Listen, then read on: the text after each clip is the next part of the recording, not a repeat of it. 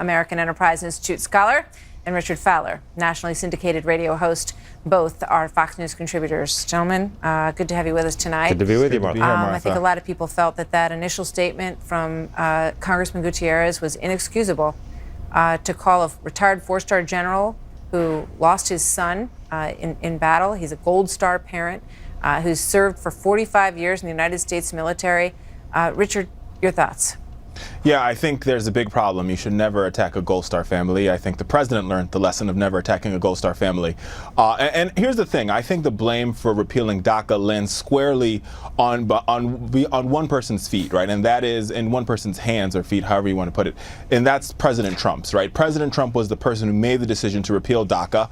And I think the president regrets that decision. We found out today from Politico that the president told Leader Pelosi that, you know, he would sign any bill that comes out of Congress that would provide any type of permanent replacement to DACA or any type of bill that would allow for permanent citizenship. Well, he said he's going to give Congress 6 months to work it out. It was going to expire anyway. And President Obama said it was temporary. So I don't know what's so evil about saying that we're going to take it off the books and we're going to come up with a solution. You're saying it's evil. But let me be very clear, because the reason why there is some evilness in this is that you have 800,000 people who came to this country at no fault of their own. Some of them were infants when they got here, and you're playing political football with their future, and that's what's problematic. But Mark, I want to go back to General Kelly's response, because I think it deserves a response from Mark Thiessen.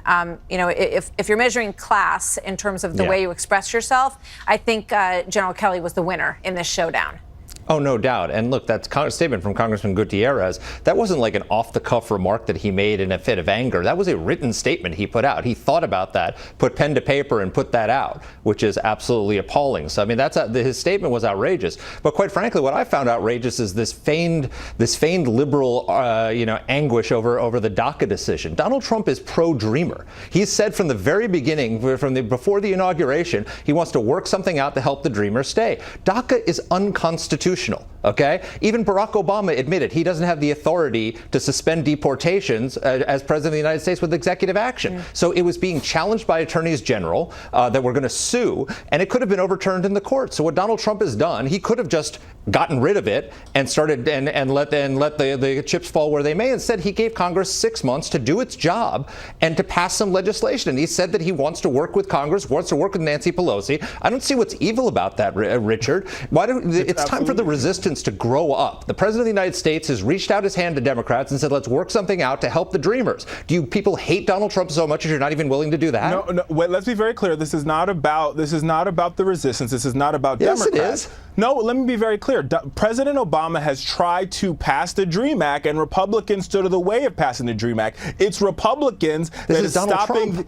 Let me be very clear. It is Republicans that stop. It is Republicans that have stopped the DREAM Act from passing when President Bush was in office. It is Republicans that stopped the DREAM Act from passing when Barack Obama was in office. And but now, in a Republican Congress, let me bring in one other element here, guys, before I run out of time. I guess where does the line get drawn is the question, right? So eventually you have to say, and then after that point, we will not allow people to come in, illegally into this country, and they will not be grandfathered in if they came in with their parents. I mean, at some point, the legislation has to articulate where the boundary is on this program, or else you might as well just not have any boundaries at all. Mark and then Richard. That's what needs to be negotiated. That's what needs to be negotiated. That's why we need 6 months for Congress to do something. And by the way, Donald Trump even gave away his leverage and said that if we don't work it out in 6 months, he'll revisit the issue. I mean, his hand is outstretched to work something out that is constitutional, unlike this executive action, that will be sustainable and that will help the dreamers. So you could go on and on, Richard, as much as you want about